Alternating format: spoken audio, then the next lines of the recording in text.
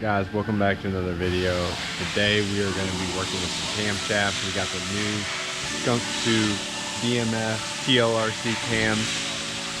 Thanks to Stocky Valentine. Brother, I am so thankful for you sending me these. These were a donation to the build. He's a fellow follower, and yeah, he was gonna try to help me get some, and then we got to talking, and he just ended up sending me what he had for his car just so I can get mine going faster. So really appreciate it. Get in the comments, guys. Thank him for getting us moving, and let's get to the video.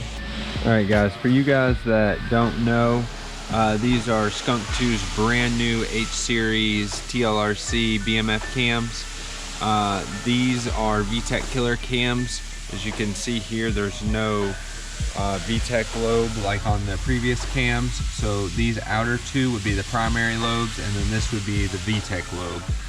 So when oil pressure is introduced to the head, these rockers lock together and then ride on the VTEC. With these cams, we're in high cam or VTEC all the time, so we switch into VTEC killers. Now these are the stage 2, which is the biggest cams that they have. This is what my buddy had, so this is what we got. We're gonna make the best with what we have, and we're just gonna, you know, shoot for the moon, see what we can't do with these dudes.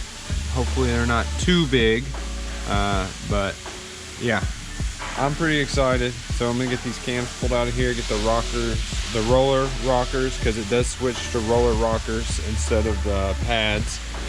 And these cams are supposedly stable up to 12,000 RPM. So not quite sure if I want to push them that hard, but we'll definitely be pushing 10.5, maybe 11,000 with these guys. So that'll free up a bunch of mile an hour in all the gears, so you know, really change the aspect of the car, I believe. So pretty excited, so let's get after it.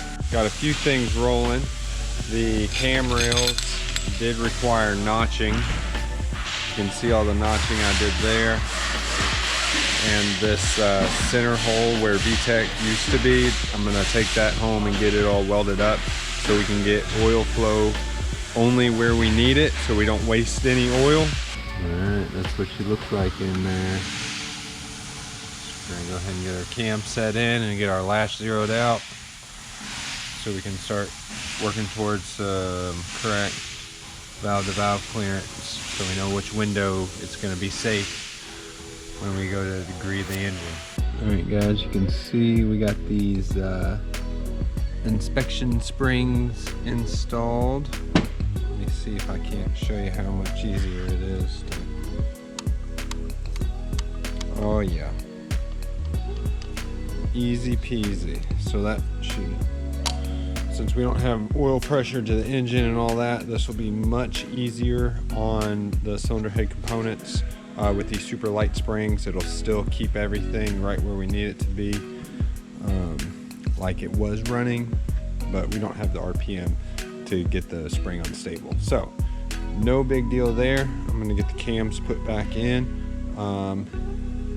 zero the gears out, and we can start looking at the valve-to-valve clearance. All right guys, we got the new springs in, we got the cams zeroed out, in time and zeroed out on intake and exhaust. Whipped up a sheet just like this, that we are going to check the valve-to-valve clearance. This is my old one, so this is going to give me like a little reference. I did already check 0, 0, and 0, and 0. We were at plenty of clearance there. Minimum we're going to shoot for is like 39 thou. So I got a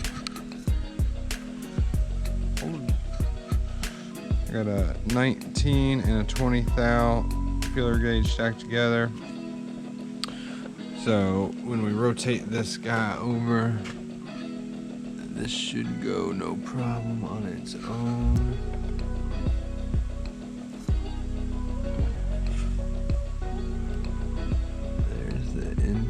starting to open. Now I gotta hold it here, but we got plenty of gap in there. Sorry, I know I got a lot of camera or light right there. So we got plenty of gap there, so 0 and 0 is perfectly good. I'm gonna switch this back around and adjust these gears. I'm probably going to go +2 on the intake and stay at 0, so I can try to find this, the edge of where we need to go, so we can start building our graph that direction. So I know 0 and 0 is good, so I'm going to go 0 exhaust +2 on the intake to try to find where we start getting close, and then we'll build us a linear line so we know where we are safe. Alright guys, I've been doing some work down here. So far everything is going very well. We have us a linear line started, so essentially everything, well, this is on the looser side. This linear line would be on the tighter side. So I did do a -2 and a +4, and it is a little too tight. Really want to be above 35 thou. I just checked, so future me would know. I just checked -3 on the exhaust and +1 on the intake, since I have these spaced by every 2. So that would be -3 would be right here and +1. So it would basically be this intersection right here. And we're still at like 42, 41 thou, so that's still good. You can see, let me get this to turn around a little bit more.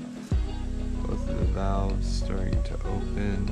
You know, I don't know if that light is good or not, but yeah, it's not gonna stay there naturally. But you can see how much lift we got. That is a lot. So, anyways, yeah. So we're got us a nice defined line. So that should tell me what I need to know for my valve to valve. That should give me ballpark enough. Now we need to try to see if we can't look at the piston to valve to see where we're gonna block this graph off. Alright guys, I haven't gone over this yet, but this cylinder head is the one that I did hand port, and it was assembled and all the machine work done by Jeremy Allen, or Allen Built Racing. I'm getting some information on which springs they actually are. I know the exhaust has SuperTech retainers in there, and it's got, I want to say, Optum 6.6 millimeter thick exhaust valves. Now before I take this off, I wanted to get this spun around so you can see one of the exhaust valves sticking out the bottom, so you can visualize how thick they actually are. These things are monstrous. Hopefully that's in focus, but the reason we go to a thicker exhaust valve, and these are Inconel, is to try to prevent them from distorting due to the high heat of all the timing that we're going to be pulling. It's kind of able to see that. This GoPro doesn't zoom as good as the camera, but you can see. So yeah, that's what we're moving to try to keep the exhaust valve in the head a little longer. Went to a thicker stem. That's one reason I wanted more lift on the exhaust, is because if I'm, you know, blocking the exhaust passage with a thicker stem, maybe we'll give it more lift to counteract that. That's my thinking anyways. So yeah, I'm gonna get this torn down, and I brought everything in from the house this morning to hopefully get this on the cylinder, or on the block, to start maybe degreeing it and checking piston to valve. So yep, just a little info there. All right guys, we did go ahead and get the cylinder head put on the block. I have the degree wheel mocked up here. I have a pointer set to TDC currently. Now to find true TDC, I'm going to use this piston stop. This is my preferred method. You can just pick this up off a Summit. You put this in the #1 cylinder. Where did that go? We tighten him down until he stops. Now we want to bring it 10 degrees before or after TDC. So we're just going to move 10 degrees. We're going to come up here, and we're going to screw the piston stop in until it stops on the piston.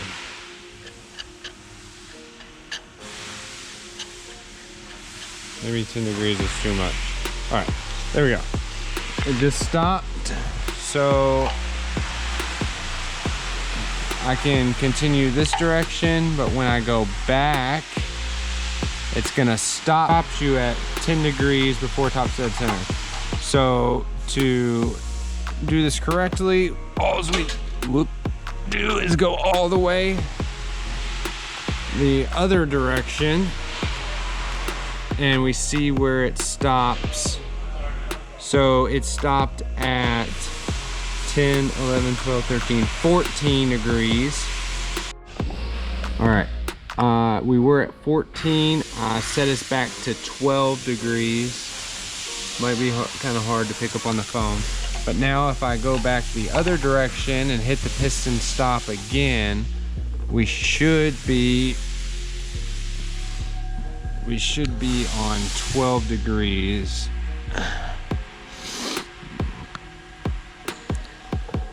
All right, so it split it to 11.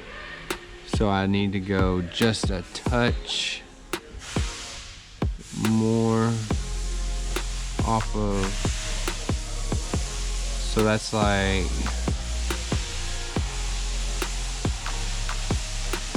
that's like 11 and a half.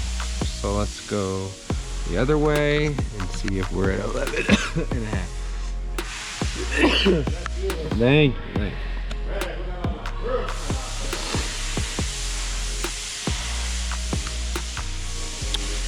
It's still at 12. All right. I think what was happening was this was moving up and down. We're having this held still. We're at 10 on this side. If we go back,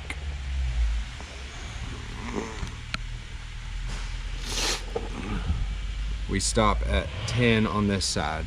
So that means that we have found true TDC. So we're not gonna touch our pointer from here on out. We can remove the piston stop, put it to top dead center, and know that that is true TDC. So now we're gonna get the cam fixture put up and get some dial indicators on each valve and start degreeing this guy in.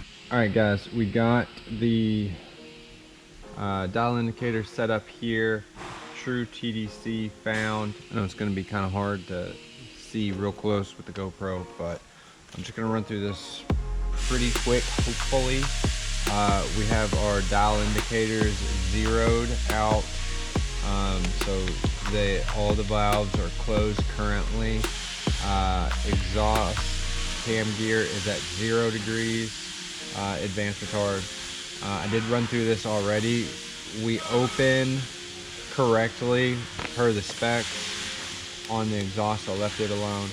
The intake was a little late, so I advanced it 2 degrees. We may have to fine tweak these a little bit, but we're probably pretty close there.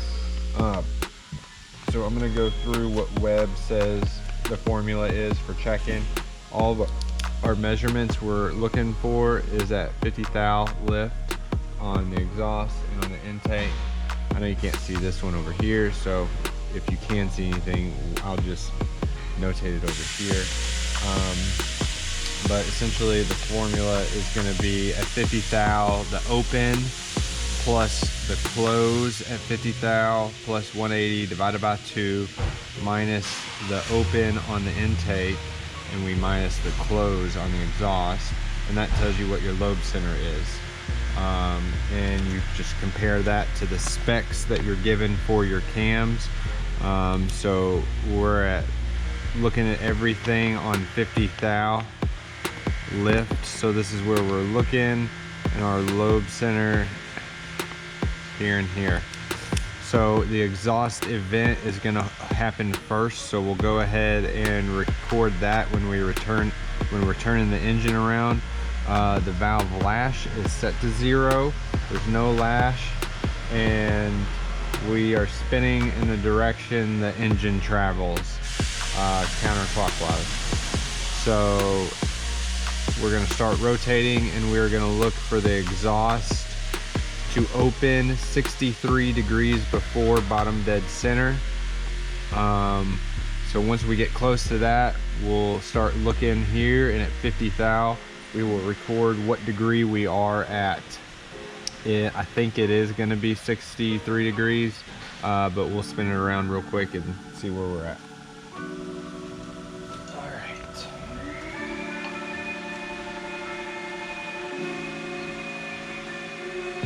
Be looking for the exhaust. All right, the exhaust just came off of its seat, so we're gonna stop at 50.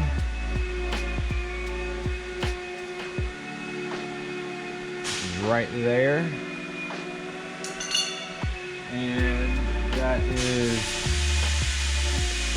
before bottom dead center. Bottom dead center is over here, so we're gonna count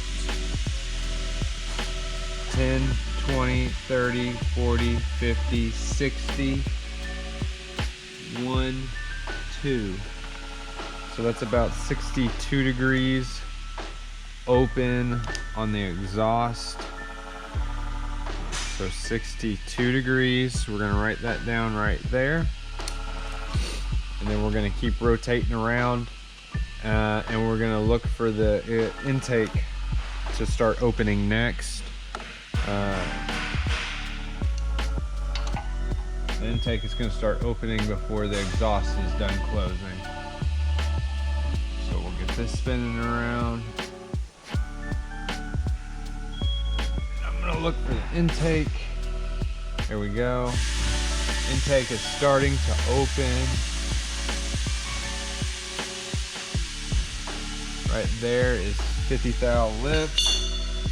And we are looking for 25 degrees before top dead center. And we are 10, 20, 1, 2, 3, 23.5, 23 and a half. So 23.5. Got that written down right here. So now we're gonna go and we're gonna look for the exhaust to start closing. So we're gonna look at 22 degrees after TDC. So we'll be looking at our degree wheel before we look up here, just so we don't get confused. All right, so here we go. So we're creeping up on 20 degrees, so I'm gonna look up here and stop the degree wheel when I get to 50 thou lift, which is, I gotta go back, which is right there, and that is on the exhaust. Close is 10, 20, 24 degrees. So we're 2 degrees off on the close. So our center line is gonna be like half a degree off probably. So we're really close on the exhaust. So on the exhaust, we're gonna write 24. Let's figure out our center line since we're here right now. So we got 62 plus 24 plus 180 equals 266. 266 divided by 2 equals 133. 133, and we're gonna subtract the close since we're on the exhaust. We're gonna subtract 24 minus 24 equals 109. 109. So that is our lobe center for the exhaust. It's 109.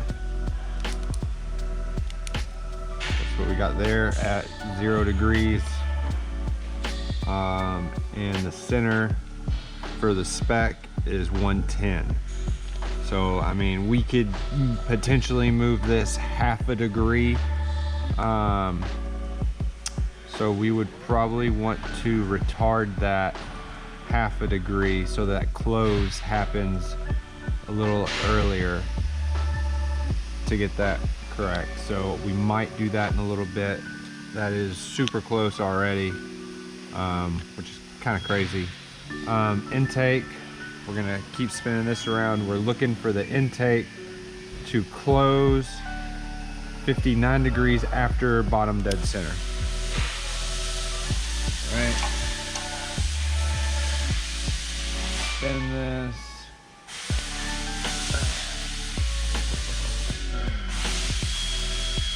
That was a peak lift for a hot minute. So 59 degrees, 10, 20, 30, 40, 50. So we should be, that's 50 thou lift. All right, intake after BDC, bottom dead center. 59 degrees, 10, 20, 30, 40, 50. We're at 61. 61 degrees, so a little late on that. 61, so let's do the math there. The intake probably needs tweaked a little bit. So let's clear that. So 23.5 plus 61 plus 180 equals 264.5. Sorry. 264.5 equals divided by 2 equals 132.25, and then we're gonna subtract the open, which is 23.5, and that comes out to 108.75.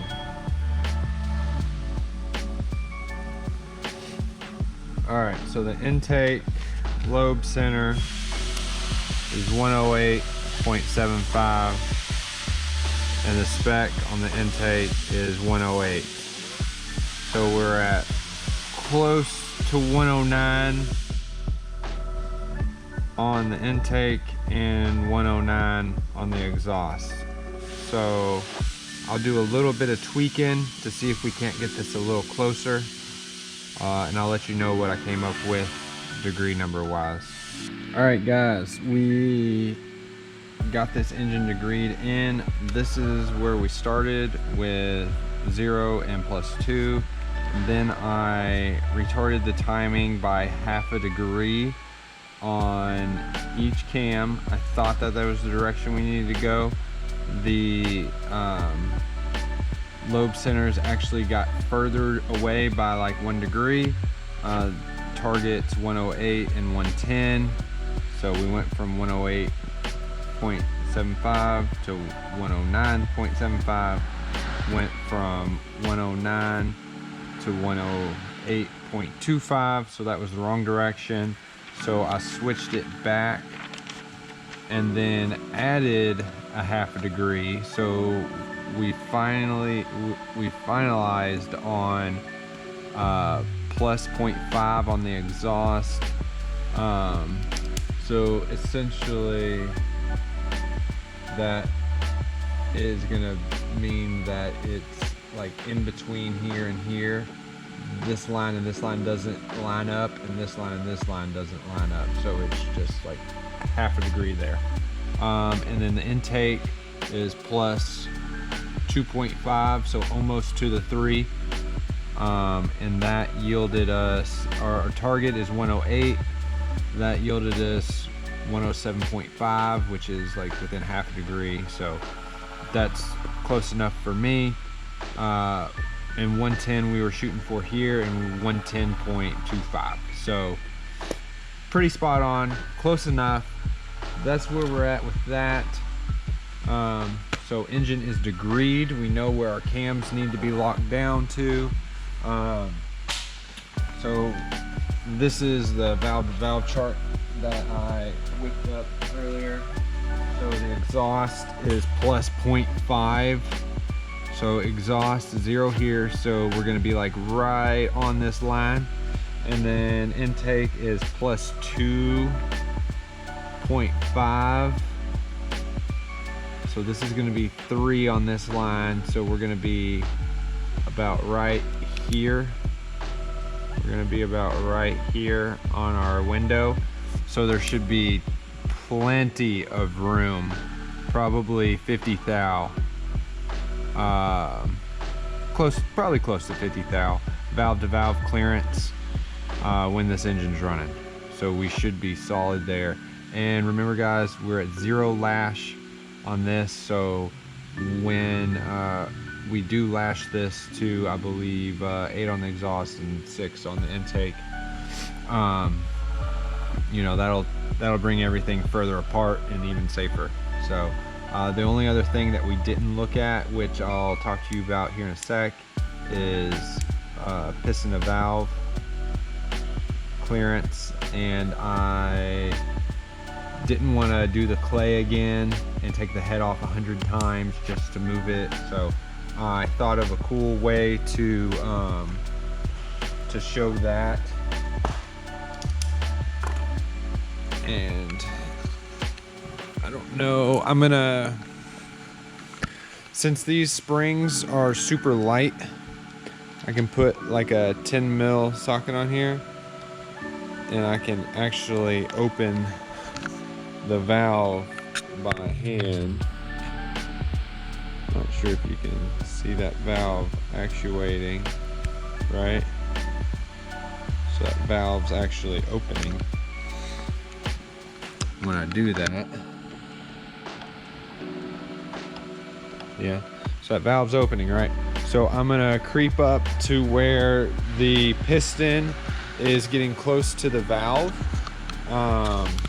With this degreed right here, I'll actually probably take this cam bridge off, and then we can shine a light in there and see where the piston's at. And I'll actually put pressure on that and compress the valve until it hits the piston, and I can visualize and visually see how much travel there is before it actually hits the piston. I did do that earlier with the cam zeroed, and we had plenty of piston to valve clearance. I am curious on how it is now, but everything's spinning over nice and free, so we'll keep you updated on that here in just a sec. Alright guys, so I got the piston coming up to the top, and I'm on the exhaust valve side. So I just have a 10 mil and an extension on the end of this cap. You can see if I push down how much play there is. I'm actually bottoming out on this against the extension and not the piston yet. So what I'll do is I'll keep doing this. I'll wait for my intake valves to start to open. They just did. I got to be careful though, because I don't want the intake and the exhaust valves to touch each other by me actuating them further. I don't think they're going to. But again, this one's a little stiffer, but you can see that it moves there. So we'll open a little bit more. Come back over here to the exhaust. Let me look in there. All right, I can see the intake valve on the other side. I don't really see the piston yet. We're almost to TDC, about 15 degrees off TDC. So let me see about, oh, I think that hit. Yeah. So when I'm doing that right there, the exhaust valve is actually hitting the top of the piston, but you can see how much travel it has. So we're totally safe. That's tons of travel. Okay, so let me go a couple more degrees. Now that exhaust valve's closing as the piston's coming up. Still tons of travel. We're not hitting our intake valve. I can see the intake valve on the other side over there. Let me see. Still tons of travel. Oops, sorry. Still tons of travel. So piston to valve looks really good. You can see the intake for the exhaust valves. Sorry, I'm trying to get you guys a good picture. That might be the best way to do it right there. You can see inside there. Let me get my extension. Take a poke on these intake valves. I don't want to hit the exhaust valve though. Let me see here. Yeah, plenty of distance.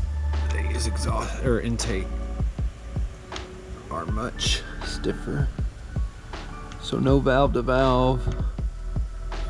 I can see the piston, and we have tons of piston to valve clearance. Rotate a little bit more. The piston is past TDC now.